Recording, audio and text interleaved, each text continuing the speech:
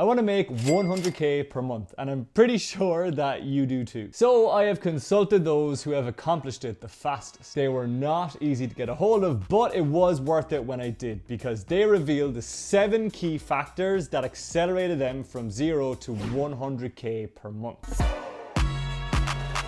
Hey Ali, how did you get to 100K a month? When I had about 1.2 million subscribers on YouTube. I started a development finance fund. It has to really be attributed to the publishing business. My background is as an entrepreneur. I started my first... Pause. There's the first key factor. Did you see it? All of these guys got to 100K per month by doing their own thing and not working for somebody else. Take Hugh here, for example. Hugh started a side hustle in book publishing. Did he have any experience in book publishing before he started? Fuck no. But within 6 months, he was earning enough to quit his job. Hugh hasn't hit this 100K a month mark just yet, but I've included him because if he keeps growing the way he's growing, he will very, very soon. Take it away, Hugh. Bollocks. Wrong clip. The other thing that I would bear in mind is the cost of replication. So what market's out there? YouTube's a good example. And actually, my publishing's another example. Whether I sell 100 or a million, it's the same amount of effort going into it. So if you can go into industries where there's low or zero cost of replication, and you can just go and focus on delivering the best possible product, which you're passionate about, you're not doing for money, you're doing it for the good of something else, then you probably vastly increase your chances of success. What is interesting here is that Hugh suggests that you keep your cost of replication low. The next person that you're going to see talking proves that it's not necessarily essential. Daniel Priestley is an author. His books are probably the only ones on my shelf that I've actually read. And he started several businesses, all doing many, many millions of revenue every year. So you could probably guess that he knows a thing or two about money. And luckily for us, Daniel has tweeted us his thoughts and has sent us a video. Righto mate, so you want to get bloody rich? Well, I'll give you a simple framework called chaos. Concept. You need to develop something based on your passion, insights and a bloody market. Audience. You need a strategy for getting and hailing attention from a group who have the money and a bloody problem. Offer. You need to package up products and services that actually solve the problem. And 4. Big bad sales. You need to manage leads, present to these bloody prospects and close the sales. Typically for 100K, you're looking at 40 tickets at 2.5K, 20 tickets at 5 and 10 by 10. Hallelujah, mate. Thanks to everyone else who replied to my Twitter post. Sorry, I just didn't have time to fit you in the video. I'm in a bit of a predicament here because the chaos method has clearly worked for Daniel Priestley and other people like Eamon Gadzi, honest mistake, who've applied more or less the exact same model. Find a problem in an industry, offer a service to solve that problem, hire a sales team and scale from there. But this is more of a traditional path because the likes of Hugh and Ali, who we're going to speak with later, are kind of rigging this traditional system. Okay. Think of it in this way. The problem you solve, multiplied by the reach, will give you the monetary desired outcome you're looking for. In this case, $100,000. The traditional chaos method that the likes of Daniel and Eamon are going with are solving a very big problem, but it's for a very niche cohort of people within a specific industry. Big problem, small reach, 100K. Let's see if we can do whiteboard effect. Next, we have Ali and Hugh. Now, they're creating content at a mass scale. And what they're doing is they're solving very small problems for a large group of people. Small problem, big reach, 100K. Different characteristics, same result. Now, there is no such thing as a correct path. Or is there? Thank you, master.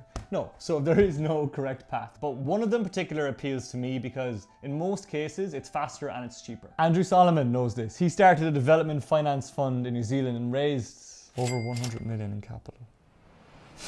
What a loser. One of the bigger regrets I've had is the expense of time. Like, time is the only commodity that you don't have more of. So you could be making millions of dollars a year and you can never buy more of it. And at least I don't think we'll be able to in our lifetimes. So if you are the type of person that wants to live a particular sort of lifestyle, it would make sense to study other people that live that lifestyle and see how they got themselves there. And also look at the age bracket. If it's taken, someone 30 years to get there and you're comfortable with that, then follow their path. Or if you want to do something a lot faster, then you do have to go against the grain and start something of your own, I think. This point really struck a chord to me because after looking at some case studies, it became clear that over the past 50 years, the fastest path to 100K a month has followed a Moore's Law-esque trajectory, whereby the time it takes people to get there is getting shorter and shorter. Like Ali. Ali is an ex-doctor, he's a YouTuber, a podcaster, you probably have heard of him before, and he's been very open about his earnings that have just absolutely skyrocketed in the past few years. And I wanted to get the inside track on how he got there so quickly. And I have 4 words for you.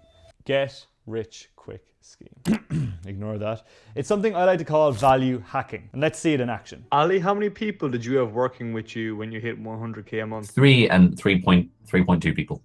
Dan, how many people did you have working with you when you hit 100k a month?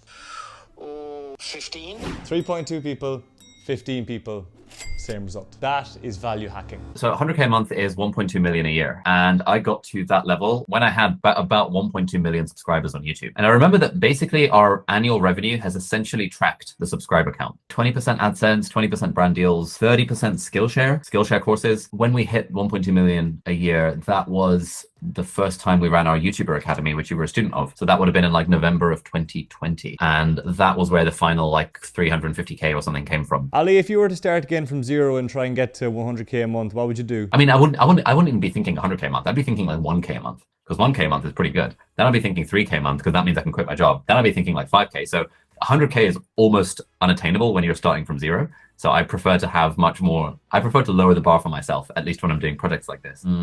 If I were to start from zero, I would probably try to do another YouTube channel again. I would probably make a YouTube channel that's in the personal finance or investing or business. I'd try and make a channel that straddles all those areas. It would be hard because that space is ridiculously saturated these days, as you probably know. But I would try my best to figure out really strategically and intensively, how can I stand out in this market? And I'd give that a go for a solid 2 years and hope that that could get me to.